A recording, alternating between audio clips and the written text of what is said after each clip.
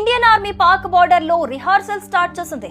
రాజస్థాన్ లో యుద్ధ విన్యాసాలు నిర్వహించిన సైన్యం అత్యంత అప్రమత్తంగా ఉంది.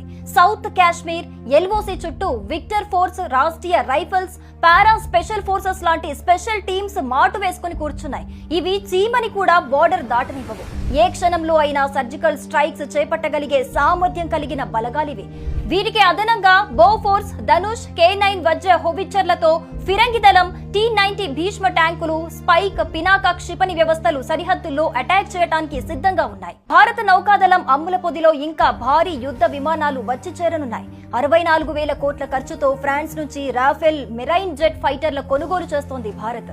విమాన వాహక నౌకలు INS విక్రమాదిత్య, INS విక్రాంత్లపై ప్రస్తుతం ఉన్న MiG-29K ఫైటర్ స్థానంలో రాఫెల్ M ఫైటర్లు రానున్నాయి. ఇవి నౌకాదళ అవసరాల కోసం రూపొందించిన ది స్టాల్ రాఫెల్ ఫైటర్ జెట్లు. 9.5 టన్నుల ఆయుధాలు, చమురు ట్యాంకర్లను తీసుకెళ్లడానికి వీటిని ప్రత్యేకంగా రూపకల్పన చేశారు. భారత్, ఫ్రాన్స్ నడుమ ప్రభుత్వాల స్థాయిలో కొనుగోలు ఒప్పందం చేసుకుంది.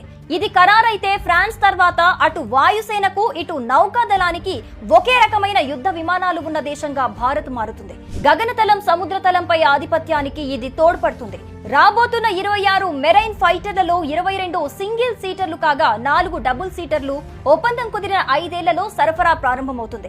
జెట్ల నిర్వహణ, సిబ్బందికి శిక్షణ, అవసరమైన పరికరాలను భారత్ లోనే ఉత్పత్తి చేయటం దీని ప్రత్యేకతలు. ఇప్పటికే భారత్ వాయుసేన వద్ద 36 రాఫెల్ ఫైటర్లున్నాయి. గతంలో 2019 బాలకోట్ దాడుల తర్వాత భారత వాయుసేన తన సామర్థ్యాన్ని పెంచుకోవటానికి ఫ్రాన్స్ నుండి 36 రాఫెల్ యుద్ధ విమానాలను అత్యవసరంగా కొనుగోలు చేసింది. ప్రస్తుతం ఈ విమానాలు పాకిస్తాన్, చైనాల బోర్డర్ల వద్ద కీలక వాయు స్థావరాలలో మోహరించి ఉన్నాయి.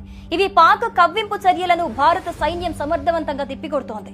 నౌకాదళానికి కూడా రాఫెల్ M జెట్లను సమకూర్చుకోవటం భారత్ యొక్క మొత్తం రక్షణ వ్యవస్థను మరింత స్ట్రాంగ్ చేస్తోంది.